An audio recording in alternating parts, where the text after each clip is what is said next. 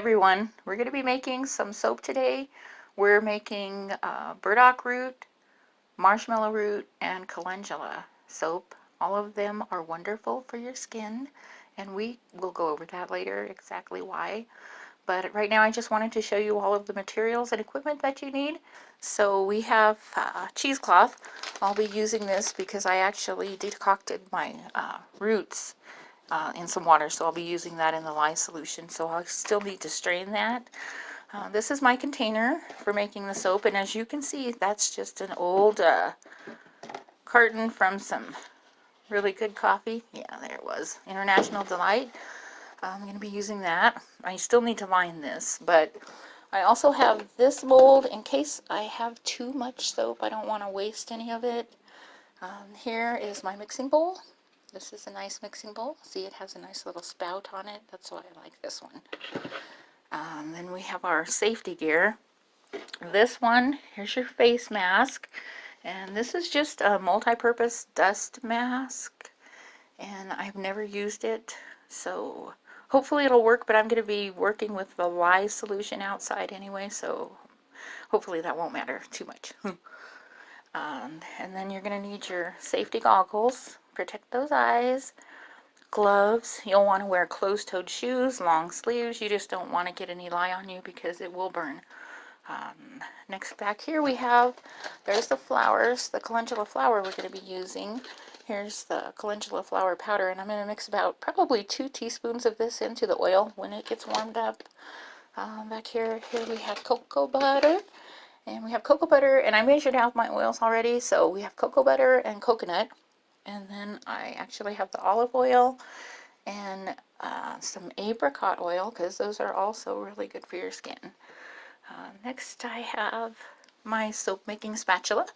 You always want to keep your equipment that you use for making soap separate from anything that you're going to use for in your kitchen or anything else, especially if it's going to be used with the lye.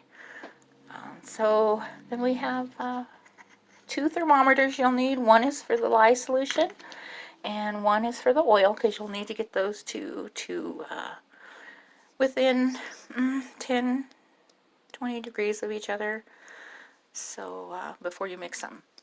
And then we have a nice little scale here. It's digital, and it's nice because I like the ones that have the tare feature, so you can put your container on it and then zero it out and measure your oils.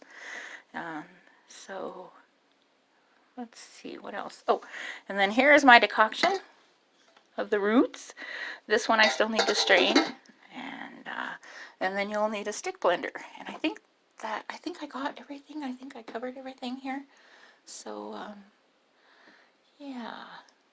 So I'm gonna go and line my container because I'll want to line this with some freezer paper, and then I'm going to strain out my roots and make my lye solution, and I'll be okay. The one thing that I forgot to mention in the first part of the video is the lye that you need.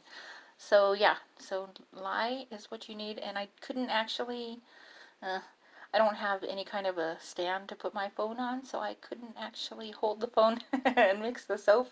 So anyway, there's what's left in my bowl. Kind of have a little bit of a little mess there, not too bad. The soap is in the mold now, and I have it inside of a cardboard box. I'm going to cover that up with a towel. We don't want it to cool off too fast, but then we'll check it in a day or two and see how it's doing. This is the burdock soap that we made 6 weeks ago, and I'm really kicking myself because I didn't videotape when I actually cut it. But I wanted to show you what it looks like now. And actually about a week ago I took 1 bar out and I used it in the shower. I've been using it all week and it's really nice. But see how that came out? I think it came out pretty good. And you know, all of my bars aren't even, of course, but that's because it's homemade soap and that's what it's supposed to be. You know, I don't have any perfect bars here, but this one was it was burdock root, mushroom. No, it wasn't mushroom. It was burdock root, marshmallow root, and it was calendula flowers. So That's what this is. And it's really nice. It doesn't smell bad. It doesn't smell that great, but it does kind of smell a little bit like the burdock root, but I don't mind it. It doesn't bother me at all. So that's it. Thank you for watching.